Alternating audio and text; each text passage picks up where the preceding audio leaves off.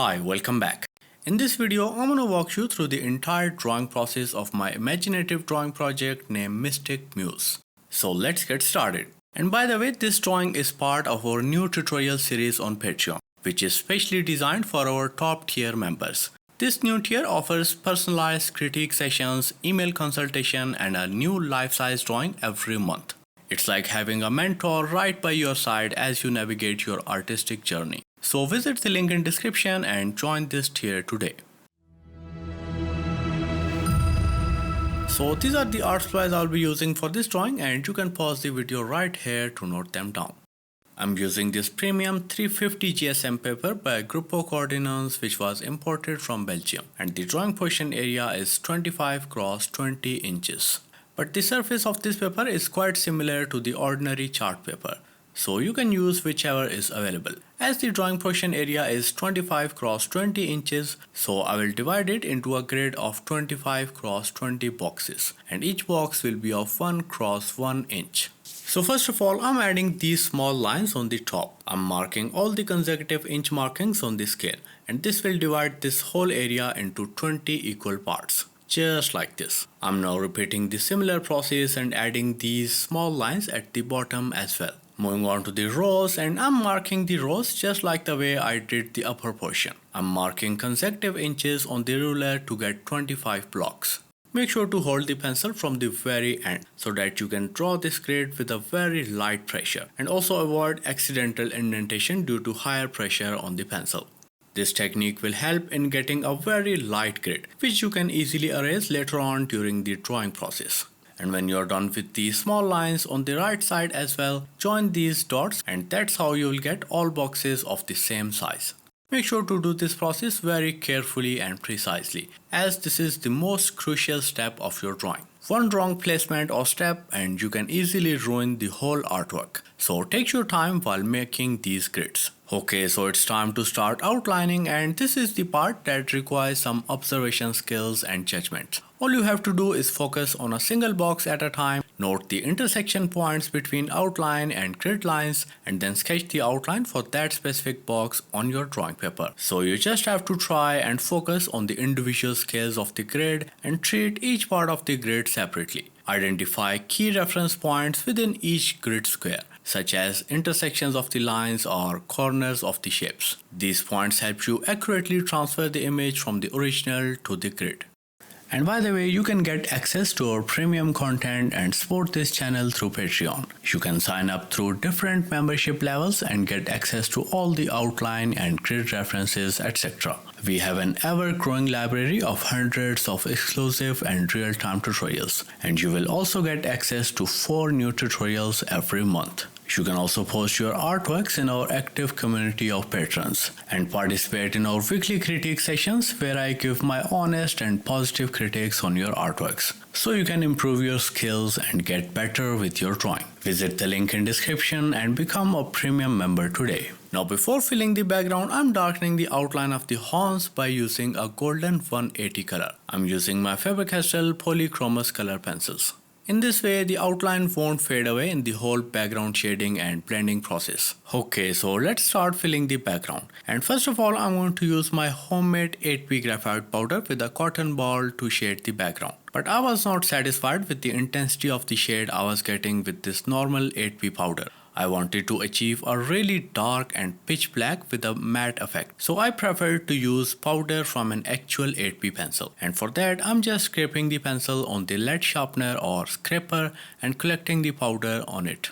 Now I'm shading the background with this powder using a cotton ball in a circular scribbling motion to achieve a smooth base. While adding this layer, I was also experimenting to blend the layer with my fingers instead of cotton balls, and it turned out really well, as it gave a perfect jet black effect which I was looking for. So I'm repeating the similar process for the rest of the background. Notice that I'm adding a good amount of graphite powder in a small portion and then carefully blending it with my fingers in circular scribbling motion. And that's how I've achieved a matte black background. Don't use a back and forth motion if you are looking for a matte black background, as the back and forth motion creates shine on the surface and your background will start to look shiny. During this background shading process, I looked at my pencil box and there were a bunch of tiny 8p pencils that were too short to be used. I've been gathering these small leftover pencils for months now, and I think it's time to use them. It's kind of cool because I did not want to throw these pencils away, so I found a really cool way to make use of them. And I thought of sharing this with you all, so you might also start saving these leftover pencils instead of tossing them in the trash. Who knows, they might come in handy for some creative projects down the road like this one. Okay, so I'm repeating the similar process of rubbing pencils on a scraper first and then using the powder to add background until every corner of the background is filled. As the background is done now, and you can clearly see that the background is looking perfect jet black. And it also has no shine, just the way I want it. Okay, so the background we just added is very fragile and easy to mess up. So to prevent any smudging and spilling of the powder, I've taped down another chart paper over it using my masking tape. And now I'm tearing the chart only from the areas on which I will work at a time. I'm using a paper cutter here and making a hole in the paper. But be very careful while doing this or else you will damage your main drawing paper. If you are new to this technique, you can also cut a small piece from the area you want to work on before pasting this chart paper to avoid any kind of damage. Again, make sure to tear the paper very carefully only from those areas on which you want to work on, just like this. Okay, so before moving on to the shading process, I'm cleaning and erasing the spill of the black from the horns, and for this I'm using my Scribe retractable eraser. You can also use a normal eraser if you don't have a retractable one. And I'm erasing this layer with a very light pressure to avoid any kind of damage to the paper. Now I'm adding a base layer in the horns using a golden 180 color. And I'm keeping a variable pressure to achieve different shades and tones. Make sure to add this layer very carefully by keeping the reference image in mind to get the desired result at the end. I'm keeping the pressure high in all those areas which have shadows, and I'm keeping the pressure low for the areas which are highlighted.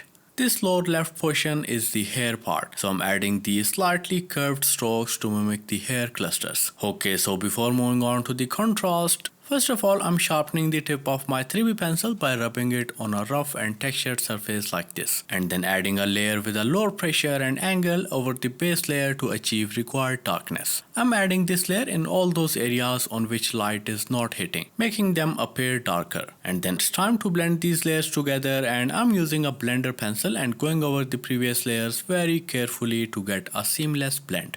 After the blending process, some of the highlights got disappeared. So I'm adding another layer of highlights using a white color in back and forth stroke motion. The white color was not doing much as I wanted a little bit brighter highlights. So now I'm using my retractable eraser to lift up some of the extra color from the paper. I was still not satisfied with the current shade. So to match it with the reference image, I'm shading these areas with 187 to get the tone right according to my preference. And then adding a contrast using a 3B pencil with lower angle and pressure to achieve smooth layer without any harsh strokes. I'm adding the final details using my Scribe and Perfection eraser in the required areas. Okay, so as the left horn is done, let's move on to the right one. And first of all, I'm tearing the top paper to reveal the remaining horn portion, and then erasing the spilling of the graphite powder using an eraser as I did before for the left horn. Okay, now adding a base layer using a golden 180 with variable pressure and angle to achieve required darkness and texture. I'm layering and adding these small curved strokes using the same 180 while keeping the reference image in mind. And then I'm adding shadows using dark brown 283.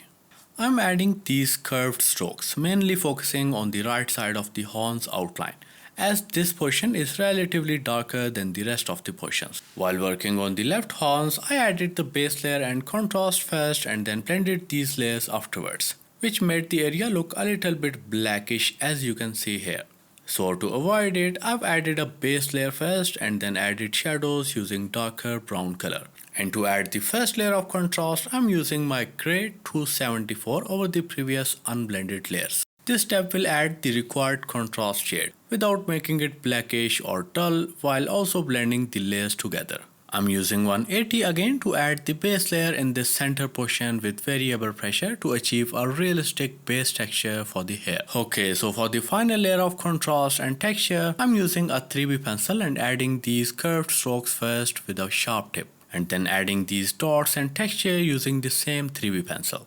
I'm firstly adding a small dot and then extending it a little bit up and down. And this step will create a 3D texture and details. I'm not making this drawing hyper realistic because I wanted all of you to draw and shade it easily. That's why I'm using these simple and easy techniques. Okay, so I'm repeating the similar process of adding curved lines and dots for the rest of the portion. I'm adding another layer of similar texture and details of the previous one to make them appear more prominent and 3D, and then adjusting some of the shadows and details using gray, dark brown and 3B pencil. Now to add highlights, I'm sharpening and cleaning the tip of my perfection eraser first and then adding these soft and unblended highlights in the required areas. I'm using back and forth motion to subtly lift up some of the extra colors from the highlighted areas. Now as you can see that the background near the horns outline is looking dull. So to make it jet black, I'm using my 8B pencil and filling the area very carefully. I'm repeating the similar process for the rest of the background around the horns and head. And you can clearly see that as I'm adjusting the outline, the horns started to look more 3D. So always take your time and give attention to these small details, as they have a great impact on the overall look of your drawings. Now it's time to work on the rest of the head portion, and firstly I'm tearing the paper and then erasing this fill afterwards as I did before. The overall process of adding base layer and then shading is almost similar to my previous drawings. The only difference here is the texture and detailing process. So I'm adding these strokes for the base layer, keeping the reference image in mind so that I can add these hair strands accordingly. Notice that the direction of the strokes are changing depending upon the area I'm working on to create a proper flow of different hair clusters. Also, I'm using the same 180 but with variable pressure to achieve different shades. Now for the shadows, I'm using 283 and adding these curved but faded strokes in the areas which are darker in the reference image. Golden hair often has a mix of warm tones, so gradually build up the colors to achieve a rich and vibrant look. And when you're done with this layer of shadows, start adding highlights in the areas where light is hitting. I'm using a perfection eraser and adding this lighter texture and highlights to add shine and dimension to the hair clusters, as this lower portion has a bit brighter highlights.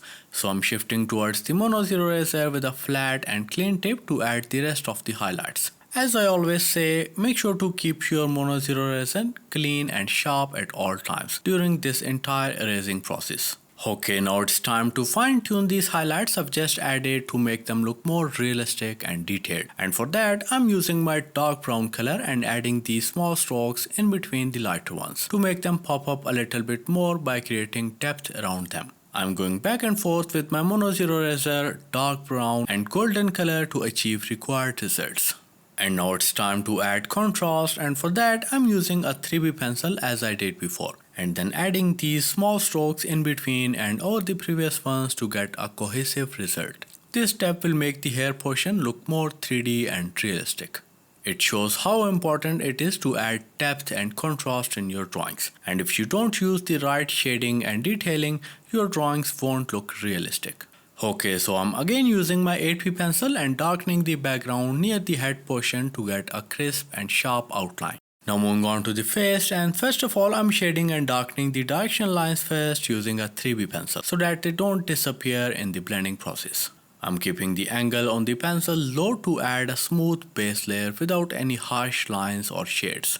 I've also darkened the nostrils and nose area, and now I'm darkening the side of the face to add depth in it. And then I'm also adding these small but slightly curved strokes for the eyebrows while keeping the shape and direction of hair in mind. I'm repeating the similar process of shading the left eye as I did before for the other eye. Now add the base layer in the rest of the face by keeping the angle and pressure low on your pencil, and then blend it afterwards using a bigger size dry brush like this. Make sure to blend this layer in a circular scribbling motion to avoid patchiness and to get a smooth base. I'm using a B graphite powder with a medium brush and adding the next layer only in the areas which are darker and have shadows. Again, I'm adding this layer in a circular motion to get a smooth canvas for future layers. And if you don't have a graphite powder kit, you can make one at home by watching this video from the cards. Now to blend it further, I'm using a tissue paper and going over the previous layers to blend them all together. I'm filling in the lighter areas on the cheek with a 3B pencil and then blending it afterwards using a tissue paper. Okay, now moving on to the details, and first of all I'm darkening the directional lines of the eyes and also adding shadows using a B pencil to give the eyes more dimension. I'm also darkening the hairline, and this step will add depth in the required areas. Moving on to the lips, and I'm repeating the similar process of darkening the directional lines first and then adding shadows and contrast. I'm also darkening the cheekbone area using an 8p powder, and then to further fine tune it I'm using a tissue paper to get a seamless blend. I've also shaded the eyebrows area with this same 8p powder. Now it's time to add highlight, and for that I'm sharpening the tip of my perfection eraser by rubbing it on a scraper like this and then lifting up the excess graphite from the under eye and eyelid portion. I'm also adding this soft and subtle highlight in the inner corner of the eye, and this step will make it look more 3D. Now by using an 8p pencil I'm darkening the nose area to create more depth and to give dimensions to the nose. I'm also adding these small lines on the eyes to mimic the eyelashes from the reference image. And to make the jawline more defined, I'm using the same 8p pencil and darkening some of these areas and blending it afterwards using a dry brush. To add brighter highlights in between the eyelashes, I'm using my Mono Zero eraser with a clean and sharp tip and adding these small dots and lines on the upper and lower lash line. It will make the eye look more 3D and realistic. Okay, now to add softer and blended highlights in the rest of the face, I'm using my sharp tip perfection eraser and lightly lifting up the excess powder from the required areas. I'm also lightening the bridge of the nose and upper portion of the cheek as the light is hitting from the front. I've added highlights in all the areas which are brighter in the reference image. Now to define the eyebrows, I'm using my sharp tip Mono Zero eraser and adding these small strokes in the direction of the hair. I'm repeating the similar process of adding lighter eyebrow hair for the left eye as well. To make the eyebrows more realistic and 3D, I'm sharpening the tip of my 3B pencil and adding these strokes in between the lighter ones I've just added before. I'm repeating the similar process for the other eye as well. Now to make the lips more shiny and realistic, I'm using my perfection eraser and adding these subtle and blended highlights in and around the lower lip. For the highlights in between the lashes of the left eye, I'm using my sharp tip Mono Zero eraser and adding these small dots and lines. Okay, now moving on to the ear, and I'm repeating the similar process of darkening the directional lines and then blending these layers together using a medium sized dry brush. I'm also using a blending stump for the precise blending in these small portions of the ear. To add highlights, I'm using a perfection eraser first and then using a mono eraser to add brighter highlights to make it look more 3D and realistic. Okay, so as the ear is completed, let's move on to the neck portion, and I'm repeating the similar shading and highlighting process as I did earlier for the face. I'm adding a base layer first with a 4B powder using a medium and bigger size dry brush, and I'm keeping the pressure variable to shade the darker and lighter areas accordingly, and adding more powder in the darker areas to achieve required depth, and then blending the layers using a tissue paper later on to get a smooth finish. To add contrast, I'm using the same graphite powder with a medium brush and darkening these areas to get the desired results. And for the intricate parts, I'm using my 8B pencil so that it can precisely shade the areas and then blending it afterwards. To make the neck look more shiny, I'm using a clean and sharp tip perfection eraser and picking up the excess powder. Now for the collarbone area, I'm repeating the similar process of adding base layer and shadows first and then blending it afterwards using a tissue paper, and then adding highlights in the required area using a perfection and electric eraser. Moving on to the base, and first of all I'm darkening the directional lines using an 8B pencil and then adding these horizontal lines to create a texture for the base and then blending it using a bigger size dry brush afterwards. Now to clean the outline of the base, I'm using an electric eraser and cleaning up the graphite spill. This will immediately make the base look more defined and sharp. I'm also adding these small highlights using my perfection eraser to make the top part of the block look more highlighted. As you can see that there is a spill of graphite due to the blending of base layer, but we need a very sharp edge. So for that I'm using my Mono Zero eraser with a clean and sharp tip to add highlighted straight line along this top edge of the base. I'm using a ruler to help add this perfect straight line. Now to make the lower portion of the base more defined, I'm using my perfection eraser and firstly adding this vertical line to define the edge, and then adding highlights in between the darker horizontal lines I've added before to match match it with the reference image. Now I'm darkening the background using an 8p pencil with higher pressure and low angle. As I've removed the upper chart paper layer, and now I'm darkening the rest of the background using the same 8p pencil. I'm using a higher pressure and low angle to achieve this jet black layer. And with this final step, our realistic drawing of Mystic Muse is now complete. And by the way, if you want to learn the basics of drawing first, you can join my course on Udemy. I put my course on sale for 5 days of every month. You can check the link in description to see if the sale is going on right now and get enrolled as soon as possible. It takes so much time and efforts to create this tutorial, so please leave a like if you enjoyed this one. It helps me a lot as an artist. So thank you so much for watching, and I'll see you in the next one.